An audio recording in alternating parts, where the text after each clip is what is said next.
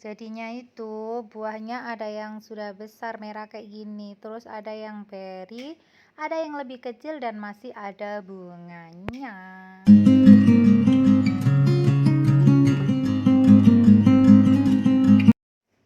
Assalamualaikum semua, selamat datang kembali di El Harista. Seperti yang sedang nampak di layar, kalau buah anggurku sekarang sudah berubah jadi berry dan ukurannya bermacam-macam teman-teman. Ada yang sudah merah, ada yang berrynya segitu, ada yang masih juga lebih kecil, dan ada juga yang masih berupa bunga. Nah, hari ini aku mau jawab pertanyaan dari sahabat onlineku semua. Gimana caranya untuk membuahkan dengan cara seperti itu? Gimana cara mupuknya? Aku kasih tahu sekalian, aku jawab pertanyaan dari teman-teman. Ada dari Mbak User LK, ada dari Mbak Yuliana lagi, ada dari Pak Riu dan Mama Hadijah 6258. Oke, langsung ke pertanyaan yang pertama. Yang isinya, Bun, kalau pembuahan bertingkat kayak punya panjenengan itu pemupukannya gimana? Karena kan ada yang sudah variation dan ada yang baru berbunga. Nah, untuk kondisi yang seperti ini, Mbak User, aduh kok Mbak User sih? Mbak, saya Mbak siapa? Mbak, kalau kayak gini aku ngasih pupuknya saat buah anggurku sudah segini ya ukurannya ya. Ini buahnya sudah dalam proses pembesaran, lalu akan berubah warna. Jadi saat kondisi seperti ini, saya sudah mulai masukkan pupuk pembuahan. Aman enggak kira-kira, Bun? Insya Allah aman banget teman-teman, karena ukuran buah yang seperti ini itu kan sudah bukan posisi yang rawan atau ukuran buah yang gampang nanti rusak karena dia terlalu banyak pupuk atau bagaimana. Jadi sebenarnya dia tinggal nunggu buah ini matang. Nah, untuk itu teman-teman bisa masukkan pupuk pembuahan. Kalau teman-teman misal kebelet banget nih, kepingin cepet buahin lagi, bisa juga pupuknya mulai dimasukkan saat ukuran buahnya segini ya. Itu lebih kecil dari yang tadi teman-teman. Tapi insya Allah masih sama, tetap aman untuk diberikan pupuk pembuahan. Nah, nanti setelah itu jadinya itu buahnya ada yang sudah besar merah kayak gini, terus ada yang berry, ada yang lebih kecil dan masih ada bunganya. Oke, biar lebih jelas kita praktek yuk.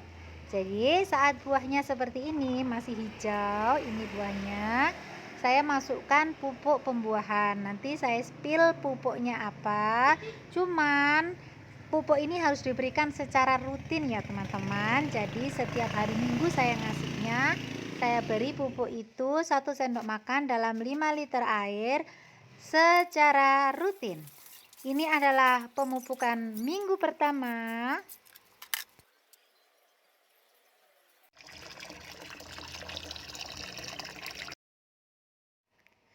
Ini untuk minggu kedua.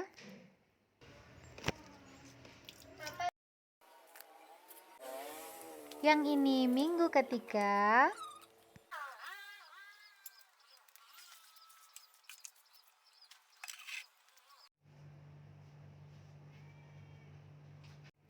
Dan ini yang minggu keempat. Jadi selama 4 minggu itu alias 4 kali pemupukan itu aku memakai pupuk NPK Mutiara Grower 15920 TE. Nitrogennya 15, fosfatnya 9 dan kaliumnya 20 plus TE. Jadi ini teman-teman, pupuknya sebenarnya pupuk untuk pertumbuhan, tapi karena kalium dan fosfatnya lebih tinggi, jadi bisa dipakai juga sekalian untuk pupuk pembuahan. Aku pakai ini aja. Takarannya seperti biasa. Anakku ini selalu ngancanis, pokoknya dia selalu mau eksis. Spotter, udah diem dulu di sini udah ya. Ini ya teman-teman. Nah, pindah dia. 1 sendok makan. Kalau teman-teman pakai potnya lebih kecil bisa 1 sendok makan. Ya Allah mulutnya. Tapi kalau aku karena pohonnya sudah besar dan di tanah, jadi aku pakai 1,5 sendok makan ya. 1 pupuk itu saja aku larutkan di 5 liter air Lalu aku siramkan di pohonku teman-teman.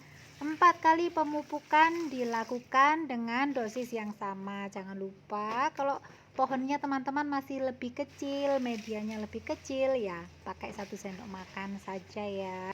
Siramkan di sekeliling tanaman, di sekitar akar, bisa juga di area yang lebih luas karena akarnya sudah kemana-mana. Oke, sudah 4 kali pemupukan. Setelah itu kita potong batangnya ya teman-teman, karena kita mau potes pucuk, jadi potongnya agak ke ujung. Nanti yang belum tahu seperti apa caranya potes pucuk, bisa dicari di video-video sebelumnya ya. Sekali lagi aku ingetin, jangan kebalik ya teman-teman. Kalau sudah dipupuk dulu 4 kali, habis itu baru dipotong. Jadi tampak akan seperti itu, gundul. Nah, itu seperti itu. Nah, ujungnya sudah dibuang daun dan tunas airnya kayak gitu ya. Jangan kebalik, udah dipotong dulu baru dipupuk. Nggak gitu ya. Jadi dipupuk dulu baru dipotong. Nanti bentuknya jadi kayak gini, ujungnya pada hilang. Ini aku buang juga, ujung-ujungnya dibuang. Kalau sudah seperti ini, semua pemupukan dihentikan ya teman-teman. Jadi tidak lagi dimasukkan pupuk pembuahan yang tadi sudah di stop. Ini tahapnya berhenti sampai di sini, nunggu sampai bunganya keluar. Seperti itu, bunganya keluar, bunganya mekar dan berubah menjadi beri. Tidak ada pemupukan yang disiram sama sekali ya, apalagi yang disemprot. Yang disemprot itu boleh fungisida dan insektisida, tapi kalau yang berupa pupuk pembuahan sudah diberhentikan sama sekali ya, sampai beri set. Ini sekaligus menjawab pertanyaan dari Mbak Yuliana, Bun, apakah pupuk pembuahan masih diberikan setelah beri set? Sampai kapan? Nah, jadi pupuk pembuahan itu hanya diberikan sampai kita belum melakukan pemotesan. Setelah kita melakukan pemotesan pupuknya sudah diberhentikan ya Mbak Yuliana ya. Saat beri set nanti pupuknya sudah bukan pupuk pembuahan lagi. Pupuknya sudah pupuk pembesaran buah, atau bisa juga memakai NPK seimbang ditambah juga dengan kalsium untuk menguatkan dinding sel buah biar tidak cepat pecah. Nanti kalau sekiranya tidak ada rencana untuk membuahkan lagi atau pembuahan lanjutan, ya pupuknya itu. Tapi kalau sekiranya rencana membuahkan, ya kalau seperti tadi, pupuk NPK growernya bisa dimasukkan lagi saat buahnya sudah umur segini, dimasukkan lagi jadinya ya Mbak ya. Lalu 4 kali dipotes lagi, jadinya berulang kayak gitu terus ya. Nah, ini yang hasil dari kita potes tadi.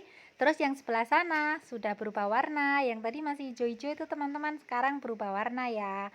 Jadi kayak gitu. Kalau sudah berubah warna gini, buahnya jadi kelihatan menarik ya teman-teman. Itu pun jadinya menarik hama berkepala hitam untuk datang. Hilang wes sak dompol. Oh no. Yang berikutnya dari Pak Riu Sempana 9845. Cara lihat dari fase 1 ke 2 apa ciri-cirinya ya Kak? Jadi teman-teman, ini adalah Pak Rio kok teman-teman. Ini adalah fase 1. Bunganya masih kayak gini, masih kayak brokoli. Calon bunganya itu masih gerembel-gerembel nggih Pak. Nanti kalau sudah agak berkembang sedikit kayak gini, ini juga masih masuk di fase 1. Bedanya dengan yang di fase 2, kalau di fase 2 bentuk bunganya sudah agak memanjang dan tangkai di ruas-ruas antar bunga ini juga sudah mulai memanjang. Kalau tadi kan masih gerembel banget, ini sudah agak kayak gini, sudah mulai ada jarak gitu dengan satu dengan yang lain, tapi belum sampai dia mekar, jadi masih hitungannya masih kecil. Kan beda ya kalau sudah mekar itu kan kelihatan jelas kayak gitu. Nah, kayak gini kalau sudah mekar kan. Kalau yang fase 2-nya tadi sudah mulai menuju ke sini tapi belum sampai mekar. Jadi cuman agak memanjang gitu ya tangkai-tangkai bunganya itu ya, Pak. Ini kemarin patah pas nyelup. Oh my god, emang nih rek, bunganya besar, patah deh gara-gara masih muda banget. Jadi tunasnya masih apa, tangkainya masih gampang sekali patah teman-teman loh. Eman kan, jadi harus hati-hati ya kalau lagi nyelup ya. Oke, satu lagi dari Mama Khadijah. Bun, maaf sisa air yang bekas celupnya dikemanakan kalau boleh tahu? Selama ini yang saya tahu cuma praktek bikin GA3-nya doang. Tapi bekas sisa pencelupannya dikemanakan? Nah, lanjut ke celup-celup. Jadi tadi bunganya sudah kayak gitu. Sekarang karena pertanyaannya celup-celupannya mau dikemanakan sisanya. Jadi sebelum sisanya itu tahu mau dikemanakan, kita celup dulu ya teman-teman biar ndak sia-sia. Ini aku celupnya sore ya teman-teman, karena besok mau ada kegiatan, jadi aku harus lakukan sekarang karena sudah masuk fasenya sekarang ya. Nanti untuk cara pengenceran, bagaimana pengenceran GA3-nya biar jadi larutan yang bisa dicelup kayak gini, cari di video yang ada di deskripsi ya. Nah, sudah selesai celup-celupnya, udah selesai semua. Ini sisa air yang tadi dipakai celup, larutan GA3-nya. Kalau habis dipakai itu kayak gini teman-teman, ada sampahnya di bawah karena ini sudah fase kedua, ada sebagian yang sudah ini ya, agak gede gitu, kesenggol dikit kan rontok bunganya. Jadi kalau kayak gini ya nggak bisa kita pakai lagi. Setiap habis celup, keseringannya saya dibuang kayak gini aja teman-teman. Nanti kalau misal mau celup lagi, kita buat larutan baru ya, kan masih ada itu simpenan eh, pekatan GA3-nya, jadi kita buat lagi yang baru, kita celup lagi gitu ya. Oke semuanya, terima kasih yang sudah meninggalkan komentar, terima kasih yang selalu berkomentar positif, yang sudah menonton, yang sudah subscribe, saya ucapkan terima kasih banyak. Allah yang membalas, semoga kita tetap menjadi teman online ya teman-teman. Semoga yang disampaikan hari ini bermanfaat, kalau ada kurangnya mohon maaf. Sampai ketemu di vlog selanjutnya. Assalamualaikum, dadah.